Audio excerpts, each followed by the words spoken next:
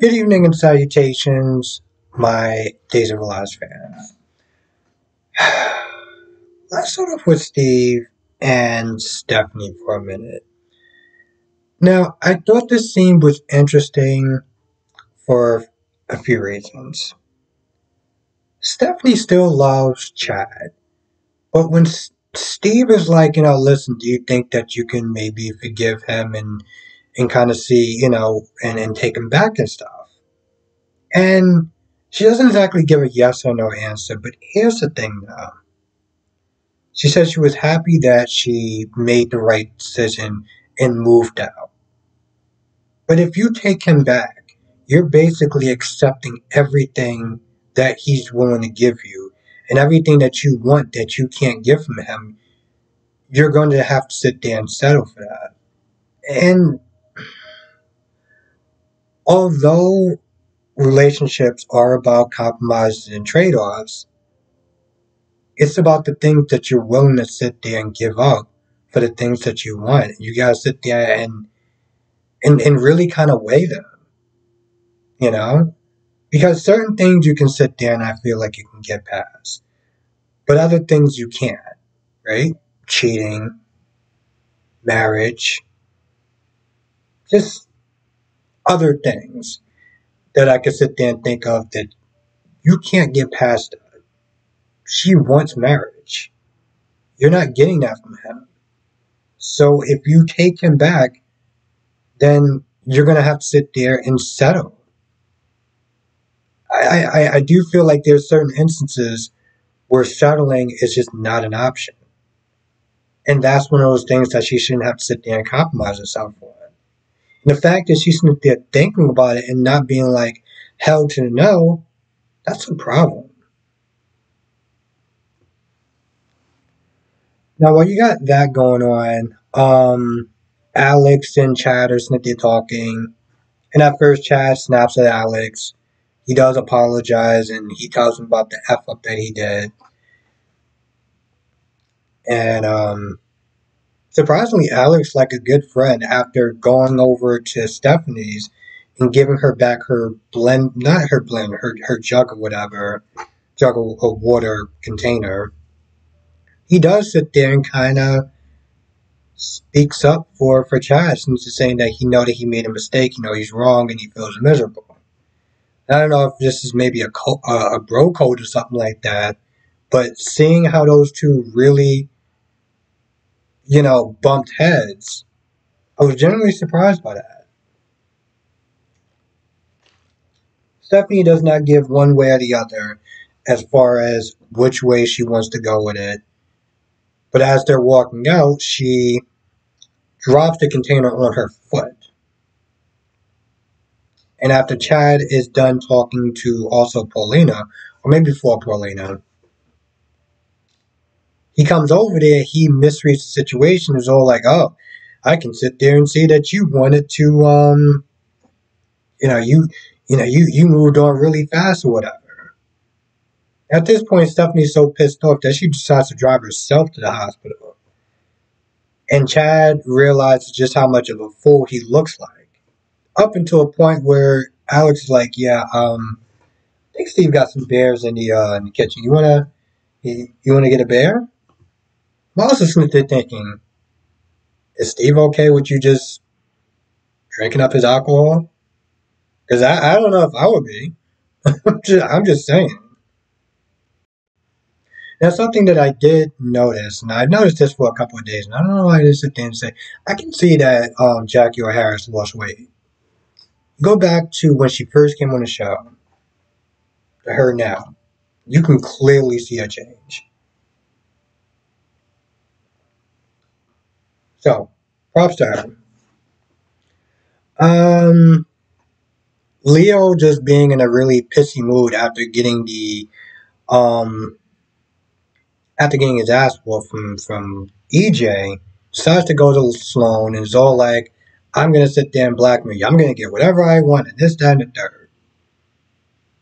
Now, he's upset with her because he's like, oh, I tried to do the right thing and you ruined my life and yada yada yada. And I'm like, Leo, I like you, but you are 100% total ass backwards about this whole thing. And the way that, here's the thing, the way that he was there approaching her, I partly was just like, Sloan, you need to sit there and put him in your place. You need to put him in his place. But she's so desperate to sit there and keep a man, which I'm going to sit there and say this again. I love being a man. I think it's awesome. I think it's great. And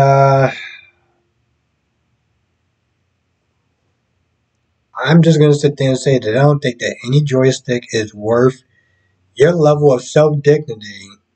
Um, we're just we're not worth that. Okay. So, but she's so desperate to sit there and cling on to this man. Hell, and I said this before. I don't even think that she never wanted to have a baby. She only wanted to have a baby to sit there and be with Eric because Eric always wanted to have a child, but she never wanted to have a kid. Hell, even the way that she talks about this child now is like you don't feel any sort of love coming from that situation. You feel, for me, I feel like it's more like I got to keep this secret. I got to keep him happy, as opposed to me actually loving this child. That's another reason why I can't sit there and feel bad for her because it's like you don't even love this child. There's nothing there. There's just, oh, let me keep this secret. Now, if Nicole was there talking to EJ, she decides to do something nice and come over there with EJ to get some baby clothes. You can tell Sloan is just more on guard because, I don't want this chick to sit there and recognize her own child, so let's just kind of keep this thing down to a minimum. You got that going on. You got Jada, after talking to Eric and seeing the child and everything like that, and all that stuff that went down with her and Nicole. And yes, even to this day, I find Nicole to be such a horrible piece of garbage for what she did. This is just another reason why I don't feel bad for Nicole. Not only did she not do that to Sammy, but what she did to Jada was just effed up. And I know people could sit there and say, well, Jada had a choice. She didn't have a gun to her head. But it's like, how selfish do you have to be to sit there and want a woman to do that just so that way you can keep a man in your life? So whenever people sit there and tell me they love Eric and Nicole together, it's not so much that I roll my eyes because I just want to be a dick. It's just like,